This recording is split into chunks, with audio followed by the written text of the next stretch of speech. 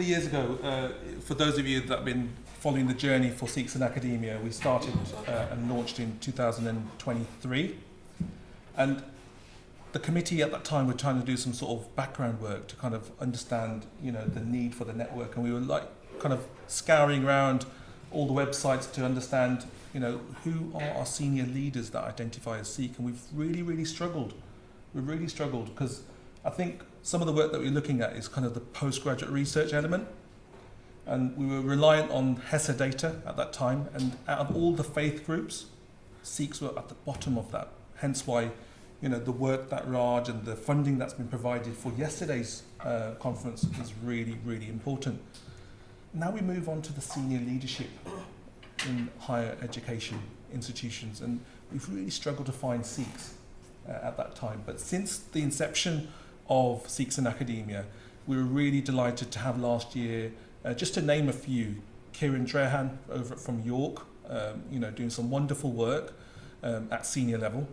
In my institution over at Aston, we were delighted to have Jason Wura, who is the Chancellor, turban-wearing Chancellor, Sikh, first Sikh that we know of, or I know of. And then following on from that, we also had Professor Gurpreet Jagpal. So I'm really delighted that Gurpreet, a couple of days ago, just found out about our network. And he's made space in the timetable to change things around to accommodate today's talk. Gurpreet Jagpal is a Chief Commercial Officer over at Aston University, so the top end of the scale, working with the Vice-Chancellor. So I'm really grateful to kind of present Gurpreet Singh Jagpal to the stage here today. So thank you.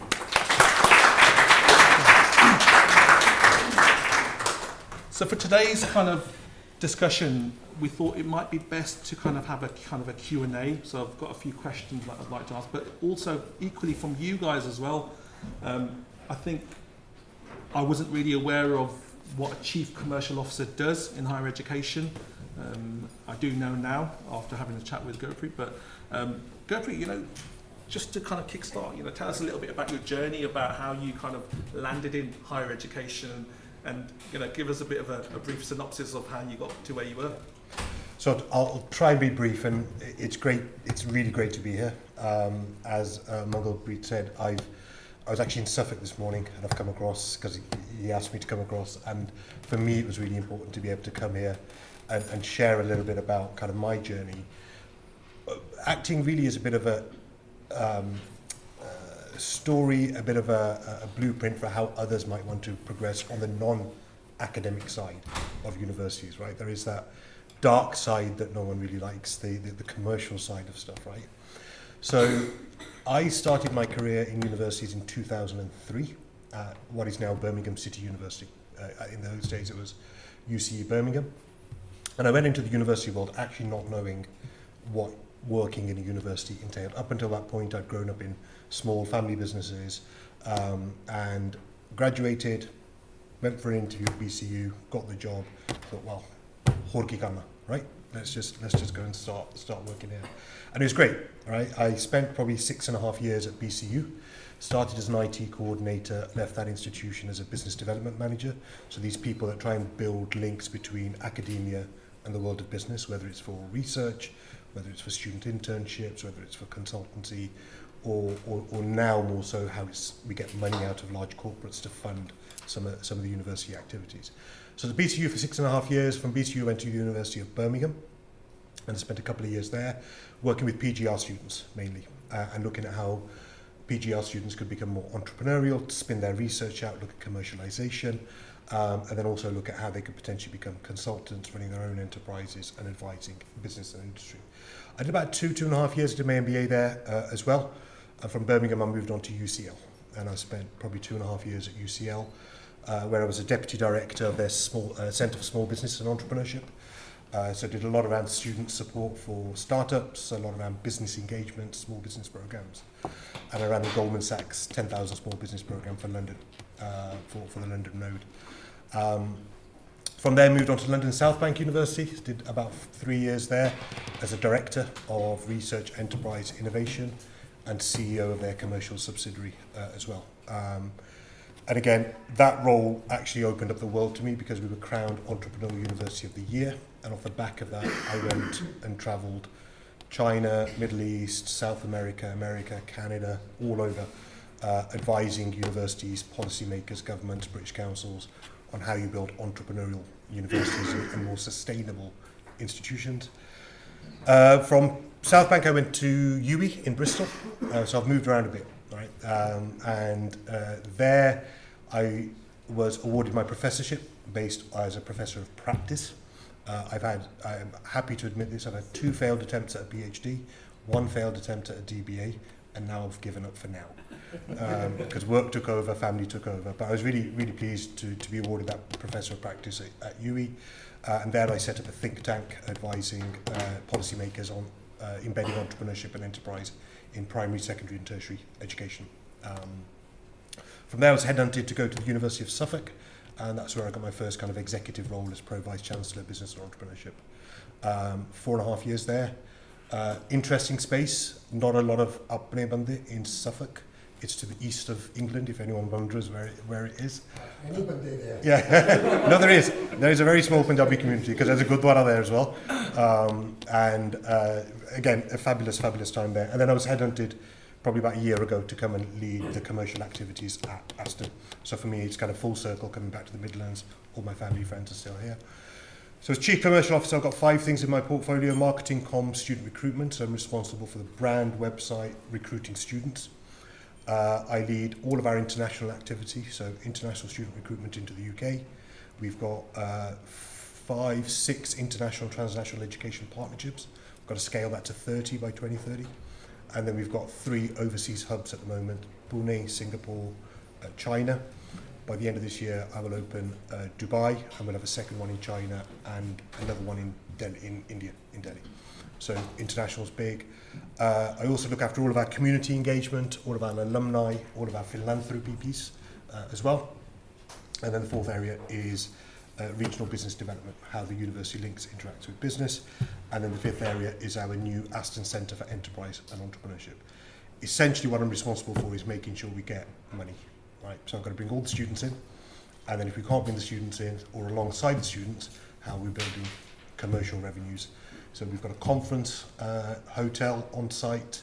We've got buildings that we've let out to commercial business. We're collecting rents.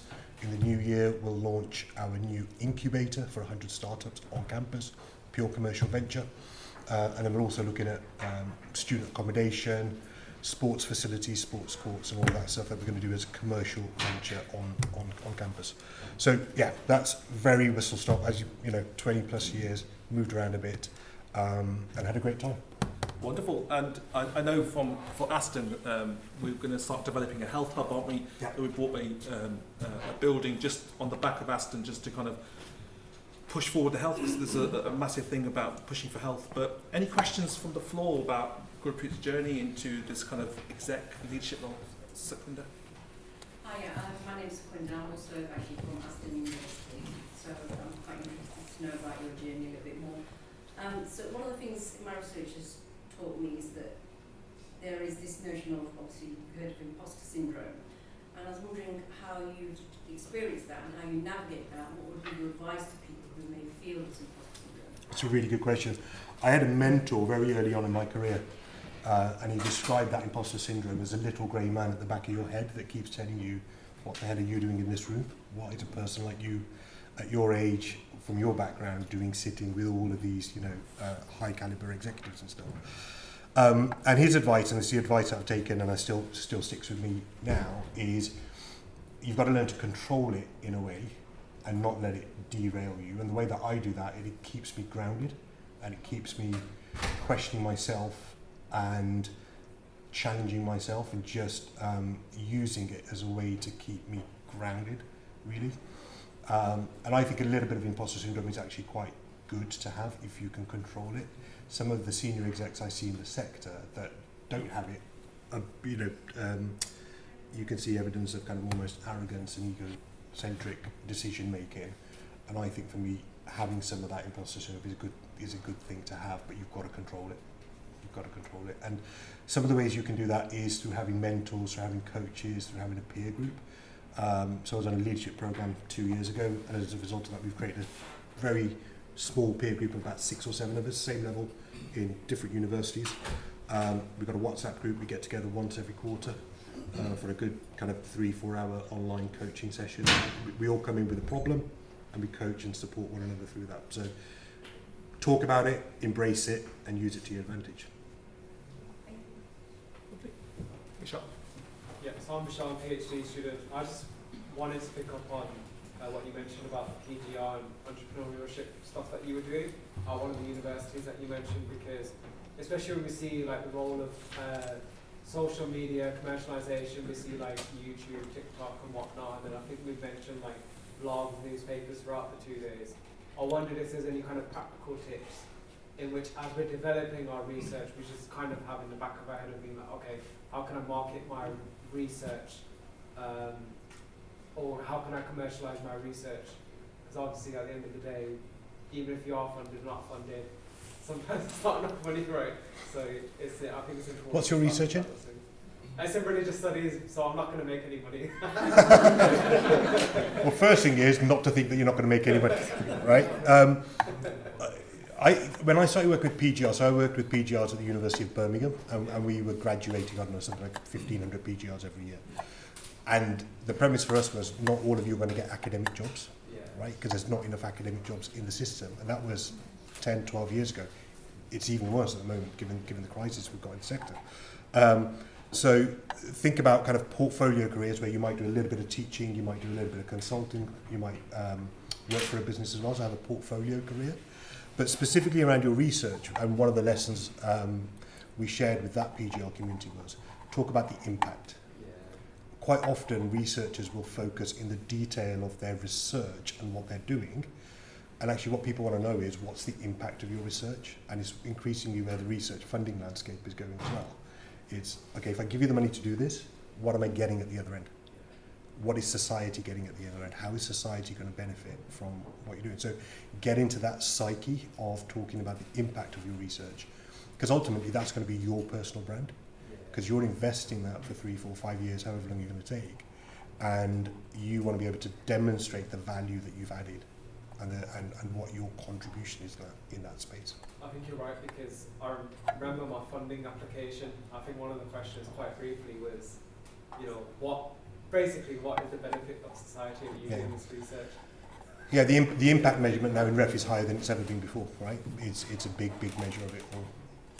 Absolutely, that's great. And also just engage. So commercialization in your space might be difficult, but that doesn't mean you can't do anything.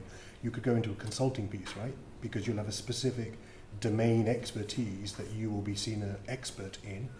You've got to get your brand and your alignment with that as an individual, and that's what you go out and sell. So it's not necessarily commercialization in the traditional, you're going to create a tech business or life sciences spin out. Yeah, I suppose this is just a comment rather than a question. I think this is really important for academics in general, but Sikh academics particularly, that it's all good and well that you published a paper, but it's always thinking, you know, what is the impact of this paper? Why is it important? And a lot of academics publish lots and lots of papers, but there's really no impact. Now, impact can be measured obviously in commercializing it, but also in citations. Yep. And being very strategic about how you're publishing your papers, where you're publishing them. Because universities are going to look at things like citation counts and things like that when you get promotion, and a lot of early career academics don't realise the game that they have to play. So I think how does your university? So I'm going to turn it into a question now. How do you promote that kind of, you know, impactful thinking when you're doing your research? Does this permeate through the academics? Are there any strategies that you apply to try and get academics to think like that? You've got to bake it in from day one. If you do it at the end of the research, it almost becomes an afterthought. And as I said, with the way the funding applications are now working, you've got to show your pathway to impact as part of your proposal. So that helps, because you've got to start thinking about it from day zero before you've even got the funding, because you've got to bake it into your application. And then we have a lot of support in terms of the Central Research Office providing training, development opportunities as part of our offer to all researchers. And then when it comes to the promotions, it's part of the promotions criteria, right? So if you want to progress your career from lecturer to senior to AP to prof, you're going to have to demonstrate that you've done it. So if you want to stay in academia, you want to grow your career, you're going to have to engage with it. And the support is there to make it happen. So we don't kind of leave people to sink with it. We say, you need to do it, and here's the support from the research office to help you do it. Jaspreet? Gurpreet Jagpal, first of all, great. And I think I'm just across the road from BCU, a PhD researcher there. At BCU? BCU. Oh, it's all right. And I'm also part of the BC program, I think one of the... Yeah. So I wrote the original application for that 12 years ago. So I'm part of it. Are you part of that? Okay. Great work. But Gurpreet, my question is, I've worked on board of governance, a student governor, being president of the Students' Union. And I think it's very rare to see a up and out there. But then the board works in a very interesting way, right? And I think I just want to understand, how do you feel, or what kind of like the challenges or the plus points, or what's the kind of like dynamics of the board when you represent yourself? Yeah, the power play and the politics at boards are interesting, and my only tip on that is you've got to pick people off one by one outside of the board. All the work gets done outside of the board, not in the board. You do the boards, you do the meeting, just a rubber stamp still. All of the work is happening behind the scenes, and that's a game you have to play, right? You have to work through that. I mean, I was saying to Gurpreet earlier when we were talking, Aston's quite fortunate in the sense that it's got two Asians sitting on the executive. So there's me and there's Professor Osama Khan, who's the Deputy Vice Chancellor academic. We've got Jason Wora, the first ever Sikh Chancellor of a university. So we, at that top level, are really well represented. So we've got to get it right now to open that pathway up for others. I think I've always stayed true to myself, so I wouldn't change my behaviours, my approach to suit a board. Right? What I believe in, what I've been brought up with, what I've experienced, is what shapes me, is what shapes my leadership, and that's a strength, and you shouldn't let that go in any way, shape or form just to accommodate something or someone on a board. I think if it gets to that point, you can try navigating, but if it gets to a point where you're questioning your own beliefs and your own values, it's probably time to move on. Thank you very much.